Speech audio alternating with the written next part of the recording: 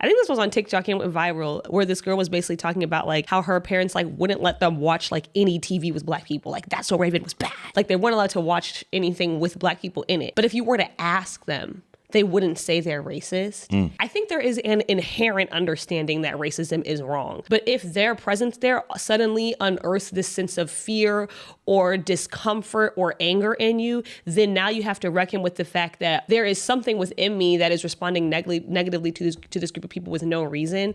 And you have to face an uncomfortable fact about yourself. I feel like that explains a lot in Derry, but also just that time period as a whole. It can show up in a lot of ways, but even something as subtle as a reminder of, oh, our town is being integrated. When they see that this black family has moved in, that white lady, like she's trying her best to seem cordial with them. Whatever triggered that high, intense level of uncomfortability, I feel like is tied to what you're saying as well. Yes. Even if it's not like an inherent hatred for black people, I think a lot of white people do not wrestle with the other feelings that tie into what they feel when they think about race. Yeah. And how that might make them comfortable, complicit, or uncomfortable when they're around black people. Yeah. Crazy Stupid Podcast. Thank you so much for tuning in. If this is your first time watching, we'd love it if you could hit the like button, the subscribe button, and the bell so that you are aware of when we post things. Hello, everybody. Welcome back to another episode of Crazy Stupid Podcast. My name is Esther. And I'm Adrian. And today we're here to talk about It, Welcome to Derry, Season 1, Episodes 1 to 2. This is going to be a spoiler episode. So if you have not watched the first few episodes of It, Welcome to Derry, man, what the bro? When I watched It in theaters, I forgot it was like everybody was kind of like laughing, but at the same time like scared because it was just like so bizarre. It's so jarring. Yeah, it's like campy almost. It's like whoa. The biggest thing that really took me I had to remind myself is that like the kids are not safe. Like no child is safe. Like I had to. Yeah. Because like normally in like movies and TV shows, it's like kids are like they go missing, but you find them at the end, like in like weapons, like or like they die off camera. Yes. Yeah. That is not the case. Like I remember when we first started episode 2, I was like, oh, they're taking us back into the theater. Maybe the kids. No, they are in fact dead. Yeah. I don't know what happened to Stephen King in his childhood. But clearly it doesn't seem like he had a good time, because a lot of his stuff is like kids, young people put in horrifying positions. Jesus. And all the adults suck. So I'm like, I don't know if it's like growing up in that era where like people weren't really worried about their kids. You know what I mean? Like, yeah. In that time, kids kind of just like roamed free and did whatever. And like when you hear stories, sometimes it's like, y'all were doing what? Yeah. Like there was like no oversight. And so I don't know if it's like a byproduct of that, of growing up in that era, but like in so many of his stories, the children are just, like you said, they're not safe. Like they're not protected. The adults do not save them. I have to say a few things. First of all, the first episode, it wasn't just the unaliving of the kids, it was the white kids. Honestly, that shocked me because I was like, okay, here's our core. I was like, great, here's our core group. Okay, I'm ready to go on this journey. We have the nerdy kid. We have the kid who's there for comedic relief. We have the girl. We're set, yeah. You know, I was like, okay, here, and the black person. I was like, okay, this is our crew, and we're gonna go on this journey with them.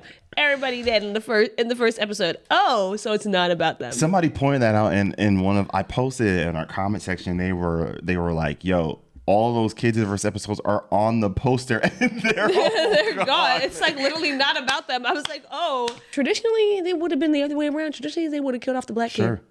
So I was like, okay, they're already trying to like subvert our expectations of what this story is going to be about. Yeah.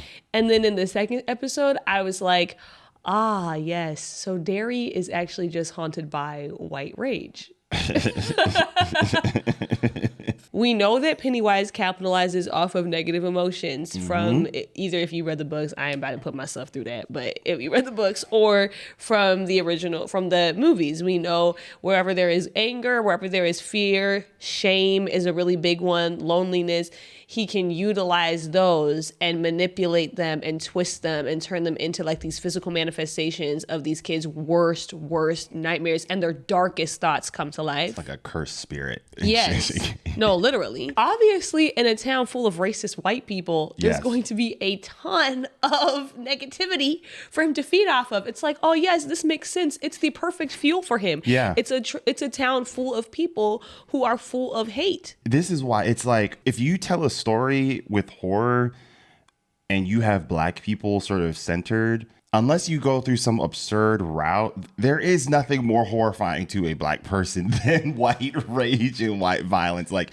historically speaking, all of the traumatic experiences that black people have gone through is due to that. Yeah. King is very intentional about like choosing like a small town, right? And like, if any of you grew up in like a small town or like a neighborhood where everybody sort of knows each other, clearly problematic things go on and like no one ever addresses it. No one ever touches it.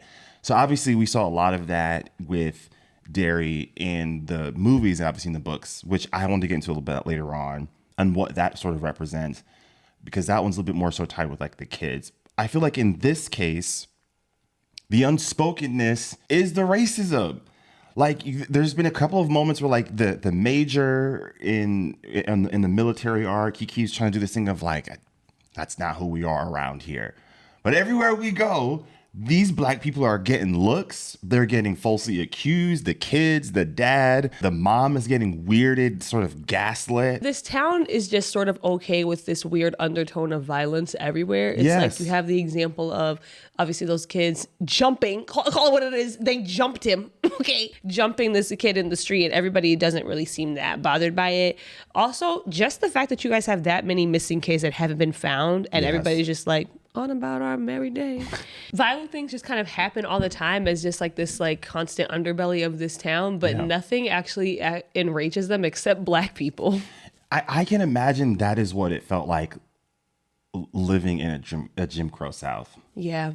All the time. Because these white people knew there was violence against these black people, police brutality, lynchings, like towns being burned. Like, they knew it was happening. And it was like the second you drew attention to that is what would trigger a lot of their anger, as opposed to the thing itself, right? Like, they all were clearly agitated at the black mom that's in, you know, when she steps out into the downtown Derry area in this episode, that they were more angry at her sort of disrupting whatever status quo was existing there, even if the status quo was something extremely violent to everyone, not just to black people. In American history, part of why the presence of blackness and black people can often enrage whiteness is because it is a constant reminder of the failings of whiteness. The presence of black people here and the stories that we tell, and the way that, like in this instance, the way that black people call attention to these injustices is a constant reminder to white people and whiteness of its moral failings. Yeah. And that's what causes the rage. It's an understanding that we have, yes, it's not even, I want to say as people, but as a system, it's introduced all of this horrid violence to the world. It's taken it globally all over the world. And every time that black people or any marginalized people tries to call attention to some sort of wrongdoing, it's a reminder that this was us. Like, we did this. Yeah. We being whiteness, we introduced this here. We are the reason why all of this, why the world is built up and structured in this way. I feel like that explains a lot in Derry, but also just that time period as a whole of like, yeah, it's going to make you angry because nobody likes to be reminded of the things that they have done wrong. It can show up in a lot of ways, but even, you know, I'm assuming like where they're living, it's giving like it's not like deep in the South, right? Because it's a fictional town in Maine. Okay, right. But just something as subtle as a reminder of, oh, our town is being integrated, puts so much uncomfortability on just like all the white people in that suburban town, right? When they see that this black family has moved in, that white lady, like she's trying her best to seem cordial with them, but whatever triggered that high intense level of uncomfortability, I feel like is tied to what you're saying as well. Yes. Well, and because I feel like, I mean, it goes back to like, I've seen so many instances of white people being like, listen, my parents, like they did like overtly racist things, had like overtly racist things. Like I saw something, I think this was on TikTok and went viral, where this girl was basically talking about like how her parents like wouldn't let them watch like any TV with black people. Like That's So Raven was bad, and like probably like they weren't allowed to watch anything with black people in it. And and she gave like all these other examples of like they were just like racist. But if you were to ask them, they wouldn't say they're racist. And there's always that weird thing where like you look at people and it's like, how are you reading this in any other way? And there's like this insistence of like, I'm not racist, but it's like the things that you do so obviously are. But I feel like that is tied to that moment with that woman on the street. It's like, you don't like to realize the things about yourself that are wrong. I think there is an inherent understanding that racism is wrong. To believe that one group of people is inherently better than another group of people, I think just at a core human level, people understand that's like morally wrong.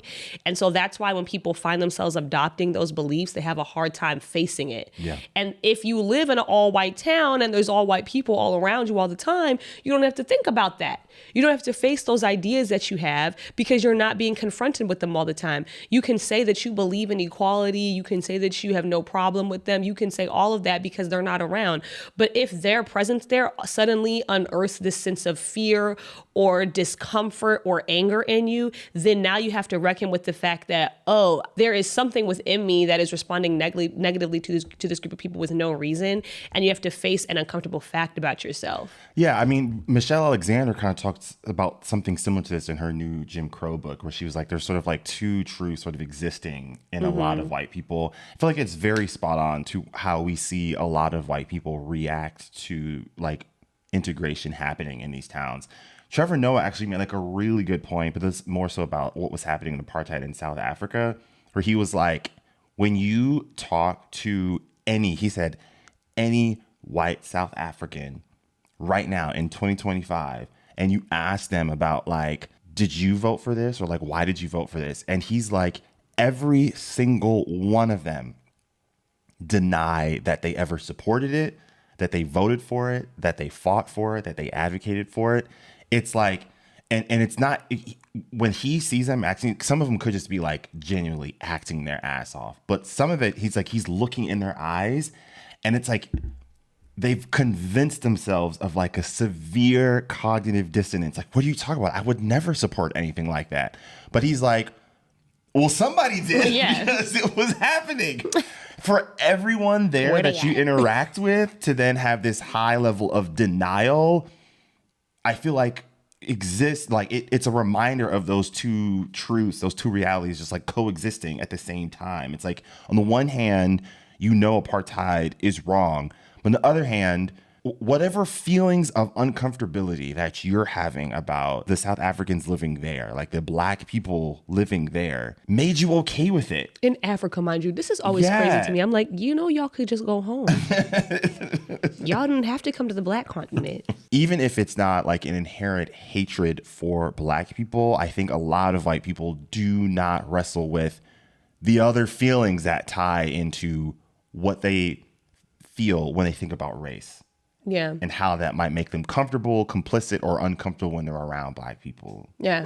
We were given the opportunity to get an early viewing of an upcoming Apple TV Plus show. It is called Pluribus. Severance fans, if you guys are looking for like the next thing to like fill that void, Pluribus might be the one. I think it could do it. Pluribus might be the one. It is from the creator of Breaking Bad, Vince Gilligan. And Better Call Saul. So, of course, that piqued our interest because he doesn't miss much. It stars Rhea Seehorn from Better Call Saul. And if you are a fan of Better Call Saul like I am, or even if you watch Breaking Bad, you'll love this. but she was phenomenal in Better Call Saul. So I'm very excited that she's getting a chance to be like the star of her own show. This show is coming out. It'll be available to everybody on Apple TV Plus on November 7th. I do not want to get honestly too much into the plot because the previews were, I think, purposely vague. And I think the more blind you go into it, the better, because you kind of have to go through this journey with the characters of figuring out what's going on as it happens. It's also kind of funny. It's got some comedy to it. Yeah, you know? very, very Vince style. Yeah. With what we got with Breaking Bad. But yeah, tap into that and let us know your thoughts. Comes out November 7th. Somebody in our comments made a good point. Doc Wiedner. I hope I'm pronouncing your name right. Sorry if I'm not. But they asked a question like, did you two read the book? One of the impacts it has is the callousness to ignore the suffering of others, which I feel like ties into what we saw a lot in these first 2 episodes. There's a lot of white people in that town. They then go on to say like, or at least give into the temptation to ignore mistreatment. Maybe King was too optimistic because you can see this kind of callousness in the world today in many different issues, from ACA to SNAP benefits being cut. That's due to like the government shutdown. Mm-hmm. Yeah. To ICE, to Gaza. It seems like more folks are waking up, but it still in many ways shows that like many are indifferent and go along to get along. This is making me think though, because I had kind of been reading this as like the inhumanity that we are seeing on display already existed, and then Pennywise or it is able to exploit it. But that is implying that in the books that Pennywise is a causal factor for it. And I mean, and maybe it's kind of like a both and. I'd be interested to hear more from people who read the books, but that would give me pause if it is more of a causal factor, only because when you're trying to make a horror movie about race, where you're trying to say like the big bad is actually racism, if you tell the story in such a way where the supernatural factors are what is causing the hate that we are seeing, to me, it's a cop-out. To me, you're taking the onus off of whiteness and putting it onto like this other thing and saying it's, you know, to me, the line you have to draw is like, yes, you're infusing all the supernatural things with the racism and all these other horrors that we're seeing play out in this show. Because it's not even just racism. You have like, you know, the sexual exploitation of children. Like there's lots of stuff at play. There was child abuse, you know, but you're infusing all of that with the supernatural elements, but you cannot then try to make the claim that these are things that come from someplace else and put the onus on some other supernatural force. You have to own that, no, the people themselves, they have to own that this is them. And how the supernatural elements sort of interact with that is where, you know, things can get interesting, and you can kind of use it to, you know, dramatize things and make them a lot more plain to viewers. Yeah. But like, I would be interested to know what that relationship is in the books. To tie into what you're saying, you know who handled that pretty well? The first Wonder Woman movie. I don't know if you would remember, but her Wonder Woman's whole entire quest was like, I'm going to stop Ares because Ares is the reason why the world and, you know, mankind keeps having all these wars. If you take him out, then like it's good. But in the final arc, Ares sort of reveals like, it was already there. I just kind of, you know, amplified it, exploited it a little bit. But I would have no power if there wasn't something there existing prior to my arrival here, essentially. And I feel like that lands it a lot better. Like I remember watching it, like that's, if you wanted to touch on like if you wanted like a very anti-war message, you got to get to the root. Like to this person's point about the callousness and like the ability to look away from it. We ain't no Pennywise out here. It's the devil, okay? Lucifer. It's just going on. It's just happening. So one other point that I did have, it's tied back to the small towns thing. And this is more so what I wanted to touch on, just like the innocence of children. I've been trying to think about this because I feel like we see it a lot in pop culture. We see it in politics. We see it just in like normal conversations.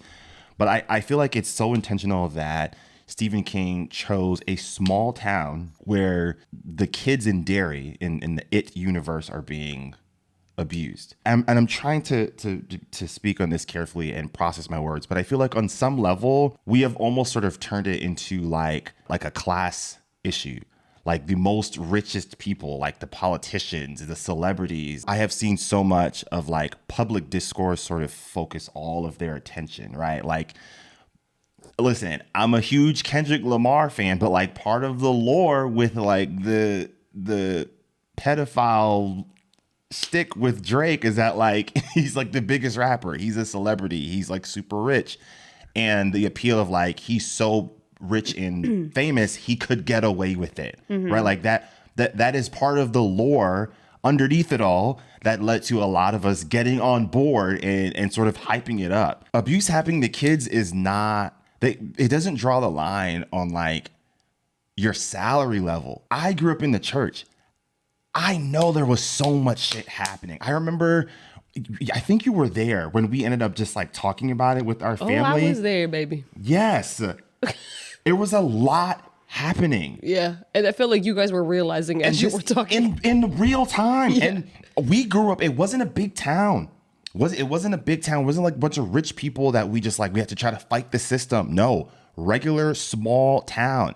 And I feel like the moment we do that, where we shift it into this thing where it's like the elites, Hollywood. Now we're tapping into QAnon stuff. And now we're not actually having a real conversation about what it means to actual fight against abuse and actual fight against like predators, essentially. Yeah. And them doing it in Derry, I think is so spot on because it's so accurate. You're in this small town and people know whether it's the pastor or the police officer or the teacher or the you know something's off. In a big family, you know something's off. These are regular people. And it's just like you pretend it's not there. We like to tell ourselves that we're a nation that like protects children, and that's like a story. That's like a story that I think that we tell ourselves. Yeah. And pointing the finger at like very big, powerful people and these all these conspiracy theories, which some of them, I mean, the Epstein thing was true, right? Yeah. Some of them are true. It makes it feel like that fight is continuing, like we're talking about it and we're putting it out there and we're trying to reveal it and get it all out there in the open. We're doing our part, and yeah, it distracts from all the ways that we fail. Like we fail children all the time, like at a very systemic level in this country, right? Like we don't even make sure that they're all fed. There's a lot of stories that America tells about itself and about the kind of country that it is and the kinds of moral systems and beliefs that we have that don't really like chalk up to reality when you actually look at like in practice what happens, when you look at how broken our CPS system is, when you look at the like, you know, again, children not being fed, when you look at the fact that new parents have to leave their children at home when their kids are like a month old. Like there's all sorts of ways that we actively do not protect kids. Well, those are our thoughts on this week's episode for It. Welcome to Derry, episodes 1 and 2. For those of you that have watched it, or even people that read the books, let us know what you guys think. We always love the conversation that you guys bring. So let us know in the comment sections below. And with that, we will see you all next time. Take care, everyone. Peace.